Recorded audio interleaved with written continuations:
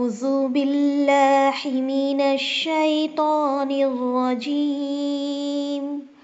بسم الله الرحمن الرحيم لقد كان في يوسف وإخوته آيات للسائلين إذ قالوا ليوسف وأخوه أحب إلى أبينا منا ونحن عصبة إن أبانا لفي ضلال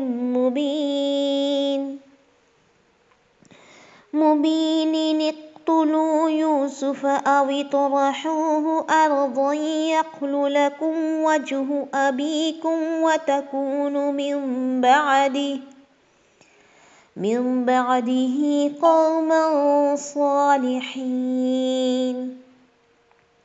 قال قائل منهم لا تقتلوا يوسف والقوه في غيابة الجب يلتقطه بعض السيارة إن كنتم فاعلين۔ ترجمہ: یقیناً یوسف اور اس کے بھائیوں میں دریافت کرنے والوں کے لیے بڑی بڑی نشانیاں ہیں۔ جب انہوں نے کہا کہ یوسف اور اس کا بھائی بنسبت ہمارے باپ کو بہت زیادہ پیارا ہے، حالانکہ ہم طاقتور جماعت ہیں، کوئی شک نہیں کہ ہمارے ابا سری غلطی میں ہیں۔ یوسف کو تم مار ہی ڈلوایا، اسے کسی نامعلوم جگہ پھینک دو کہ تمہارے والد کا رخ صرف تمہاری ہی طرف ہو جائے، اس کے بعد تم نیک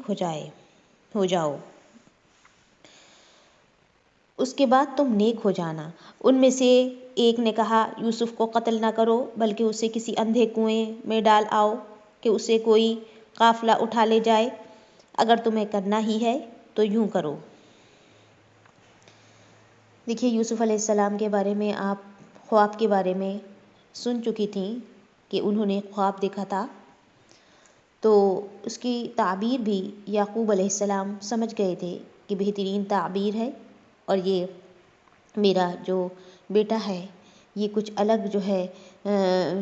اللہ کی طرف سے کچھ الگ جو ہے اس کی جو علم ہے اور اس کی حکمت ہے اس کے اندر۔ تو پھر اللہ تعالیٰ فرماتے ہیں کہ یوسف اور اس کے بھائیوں میں دریافت کرنے والوں کے لیے بڑی بڑی نشانیاں ہیں۔ اب اللہ تعالیٰ یہاں نشانیوں کا ذکر فرما رہے ہیں، آگے ہم یہ غور کریں گے کہ ان کی زندگی میں کیا واقعات، اللہ کی طرف سے حکم، کیا احکام نازل ہوئے، اللہ کے حکم سے یوسف علیہ السلام کہاں سے کہاں پہنچ گئے۔ تو یہ نشانی ہے کہ اللہ تعالیٰ کہاں سے کہاں انسان کو پہنچا دیتا ہے، اور ان کے بھائیوں کی کیا حالت ہوئی اور وہ کس طرح سے ملے، تو یہ بھی ہمارے لیے ایک نشانی ہے۔ تو اللہ تعالیٰ سے دعا ہے کہ جو ہمارے لیے نشانیاں رکھی ہیں ہم اس میں صحیح طریقے سے غور و فکر کر کے اس پر باعمل ہو جائیں اور اللہ تعالیٰ کا قرب حاصل کر سکیں۔ تو سب سے پہلی بات جو یوسف علیہ السلام کی زندگی میں شروع ہوئی وہ ان کے بھائیوں کی طرف سے عناد تھا، دشمنی تھی، اور چھپا ہوا کینہ تھا، وہ ان کے لیے پلاننگز بنا رہے تھے۔ تو دیکھیے یہاں جو نشانیوں کے بارے میں تفسیر میں ہے وہ کیا ہے کہ اس قصے میں اللہ تعالیٰ کی عظیم قدرت اور نبی کریم صلی اللہ علیہ وسلم کی نبوت کی صداقت کی بڑی نشانیاں ہیں۔ تو اس کے بعد مفسرین نے یہاں ان بھائیوں کے نام اور ان کی تفصیل بھی بیان کی ہے۔ تو اللہ تعالیٰ فرماتے ہیں جب انہوں نے کہا یوسف اور اس کا بھائی بنسبت ہمارے باپ کو بڑا پیارا ہے، زیادہ پیارا ہے، تو اس کے بھائی سے مراد بنیامین ہے اور یہ ان کے سگے بھائی تھے۔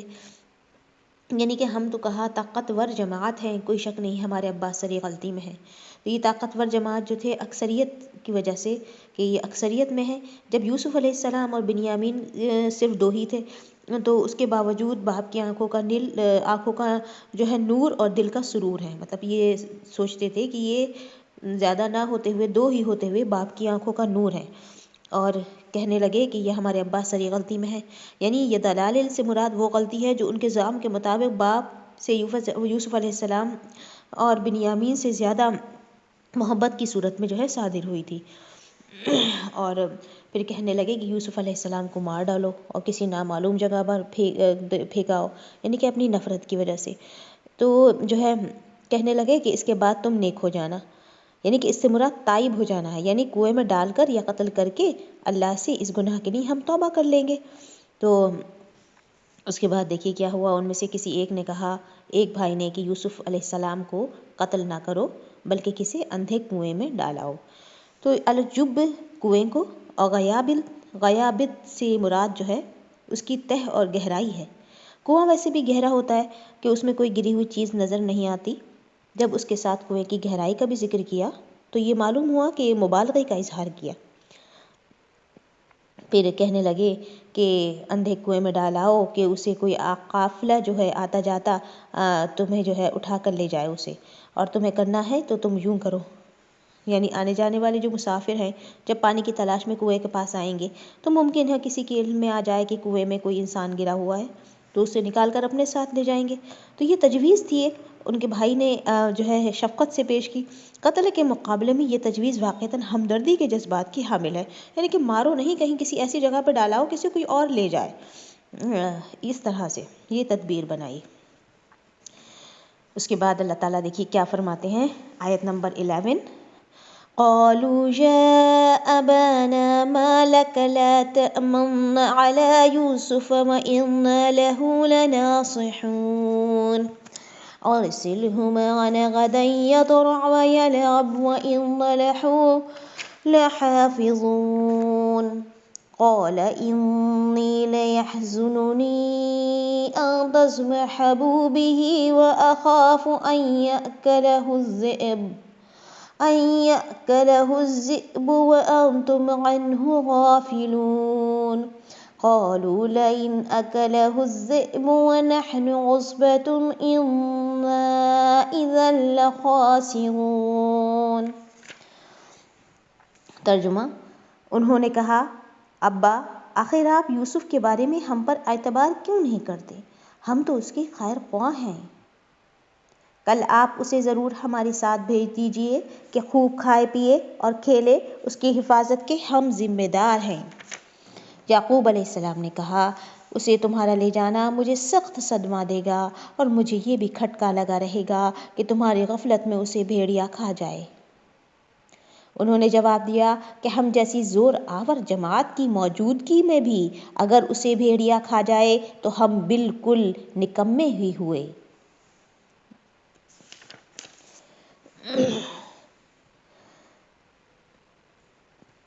دیکھیے کیا کہنے لگے اپنے ابا سے کہ یوسف علیہ السلام کے بارے میں آپ ہم پر اعتبار کیوں نہیں کرتے، یعنی کہ اس کا مطلب اعتبار نہیں تھا۔ یعقوب علیہ السلام کو پہلے بھی کہا ہوگا کہ ہمارے ساتھ بھیج دیجئے، اور کہنے لگے کہ ہم تو اس کے خیر خواہ ہیں، یعنی کہ اس سے معلوم یہ ہوتا ہے کہ اس سے قبل بھی جو بھائی تھے برادران یوسف نے یوسف علیہ السلام کو اپنے ساتھ لے جانے کی کوشش کی ہوگی اور باپ نے انکار کر دیا ہوگا۔ یہ میں نے لائن پڑھی ہے تفسیر سے۔ تو دیکھیے کہنے لگے کہ کل اسے آپ ضرور ہمارے ساتھ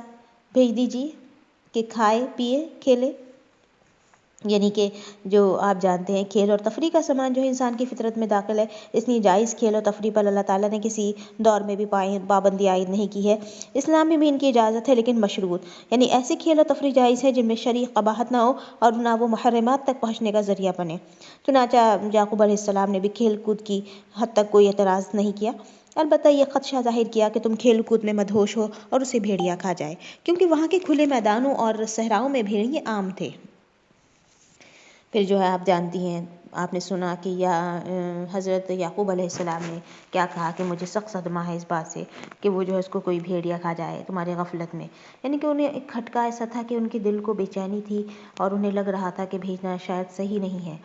پھر کیا جواب ملا ان کے بیٹوں کی طرف سے کہ اگر ہم ایسا کریں کہ ہمارے سامنے بھیڑیا کھا جائے تو ہم تو شاید کوئی چیز ہی نہیں ہیں، ہم تو نکمے ہیں، یعنی کہ ہمارے اندر کی قوت کا تقاضا یہ ہے کہ ہم تو اس کی پوری حفاظت کریں گے، آپ اعتبار کریے، ورنہ ہم نے تو کچھ کیا ہی نہیں اگر ہم اتنا بھی نہ کر سکے۔ یعنی کہ باپ کو یقین دلایا جا رہا ہے کہ یہ کس طرح ہو سکتا ہے کہ ہم اتنے بھائیوں کی موجودگی میں بھیڑیا یوسف علیہ السلام کو کھا جائے، یعنی کہ پوری طرح اعتبار دلایا۔ پھر دیکھیے آپ کیا ہوتا ہے، آگے آیت ہے، آیت نمبر 15، فَلَمَّا ذَهَبُوا بِهِ وَأَجْمَعُوا أَن يَجْعَلُوهُ فِي غَيَابَتِ الْجُبِّ وَأَوْحَيْنَا إِلَيْهِ لِتُنَبِّئَنَّهُم بِأَمْرِهِمْ هَذَا وَهُمْ لَا يَشْعُرُونَ وَجَاءُوا أَبَاهُمْ عِشَاءً يَبْكُونَ قالوا يا أبانا إنا ذهبنا نستبق وتركنا يوسف عند متاعنا فأكله الذئب وما أنت بمؤمن لنا ولو كنا صادقين۔ ترجمہ، پھر جب اسے لے چلے اور سب نے مل کر ٹھان لیا کہ اسے غیر آباد گہرے کنویں کی تہ میں پھینک دیں، ہم نے اس یوسف علیہ السلام کی طرف وحی کی کہ یقیناً تو انہیں اس ماجرے کی خبر اس حال میں دے گا کہ وہ جانتے ہی نہ ہوں۔ اور عشاء کے وقت وہ سب اپنے باپ کے پاس روتے ہوئے پہنچے اور کہنے لگے کہ ابا جی، ہم تو آپس میں دوڑ میں لگ گئے اور یوسف کو ہم نے اسباب کے پاس چھوڑا، پس اسے بھیڑیا کھا گیا۔ آپ تو ہماری بات نہیں مانیں گے، گو ہم بالکل سچے ہی ہوں۔ یعنی کہ ان کی اپنی، اب تفسیر سن رہی ہیں آپ، کہ ان کی ایک پلاننگ چل رہی تھی کنویں میں پھینکنے کی، انہوں نے ٹھان لیا تھا، اور اللہ تعالیٰ فرماتے ہیں ہم نے اس یعنی یوسف کی طرف علیہ السلام وحی کی کہ یقیناً کہ وہ وقت آ رہا ہے کہ تو انہیں اس ماجرے کی خبر اس حال میں دے گا کہ وہ جانتے ہی نہ ہوں۔ یعنی قرآن کریم نے نہایت اختصار کے ساتھ واقعہ بیان کیا ہے، شارٹ میں، پریسائز، شارٹ کا مطلب چھوٹا کرنا نہیں ہے بلکہ اس کو کم الفاظ میں سمیٹنا ہے۔ تو مطلب یہ ہے کہ جب اپنے سوچے سمجھے منصوبے کے مطابق انہوں نے یوسف علیہ السلام کو کنویں میں پھینک دیا تو اللہ تعالیٰ نے یوسف علیہ السلام کی تسلی کے لیے اور حوصلے کے لیے وحی کی کہ گھبرانے کی کوئی ضرورت نہیں ہے، ہم تیری حفاظت ہی نہیں کریں گے بلکہ ایسے بلند مقام پر تجھے فائز کریں گے کہ یہ بھائی اپنی حاجت لے کر تیری خدمت میں حاضر ہوں گے۔ پھر تو انہیں بتائے گا کہ تم نے اپنے ایک بھائی کے ساتھ کس طرح سنگ دل معاملہ کیا، جسے سن کر وہ حیران و پشیمان ہو جائیں گے۔ یوسف علیہ السلام اس وقت اگرچہ بچے ہی تھے، لیکن جو بچے نبوت اور سرفراز ہونے والے ہوں ان پر بچپن میں وحی آ جاتی ہے، جیسے یوسف علیہ السلام اور یحییٰ علیہ السلام پر، عیسیٰ علیہ السلام اور یحییٰ علیہ السلام وغیرہ پر آئی۔ تو دیکھیے پھر آپ کیا ہے ترجمہ کہ وہ عشاء کے وقت اپنے باپ کے پاس روتے ہوئے پہنچے کہ ہم تو دوڑ میں لگ گئے، اسباب کے پاس، سامان کے پاس چھوڑ دیا یوسف علیہ السلام کو، یہ انہوں نے کہانی بنائی۔ تو یعنی اگر ہم جو ہے کہنے لگے آپ ہماری بات نہیں مانیں گے اگر ہم بالکل سچے ہی ہوں، یعنی کہ وہ اس طرح یقین دلاتے کہ یوسف علیہ السلام کے معاملے میں آپ ہماری بات کی تصدیق نہ کریں گے، نہ کرتے، جو اگر ہم کس اہل صدق ہوتے۔ اب تو ویسے ہی ہماری حیثیت مجھے متحمم ہے اور مشکوک افراد کسی ہے، اب آپ کس طرح ہماری بات کی تصدیق کر لیں گے؟ یعنی کہ یقین اس قدر دلا لیں گے لگے کہ آپ کو تو یقین ہے ہی نہیں ہم پر، تو آپ ہماری بات کس طرح مانیں گے؟ اس طرح پھر دیکھیے انہوں نے کیا کیا، وَجَاءُوا عَلَىٰ قَمِيصِهِ بِدَمٍ كَذِبٍ قَالَ بَلْ سَوَّلَتْ لَكُمْ أَنفُسُكُمْ أَمْرًا فَصَبْرٌ جَمِيلٌ وَاللَّهُ الْمُسْتَعَانُ عَلَىٰ مَا تَصِفُونَ۔ اور یوسف علیہ السلام کے کرتے کو جھوٹ موٹ کے خون سے خون آلود بھی کر لائے تھے۔ باپ نے کہا یوں نہیں بلکہ تم نے اپنے دل سے ایک بات بنا لی ہے، پس صبر ہی بہتر ہے، اور تمہاری بنائی ہوئی باتوں پر اللہ ہی کی مدد طلب ہے۔ تو دیکھیے اللہ تعالیٰ، اب تفسیر سنیے کیا فرماتے ہیں کہ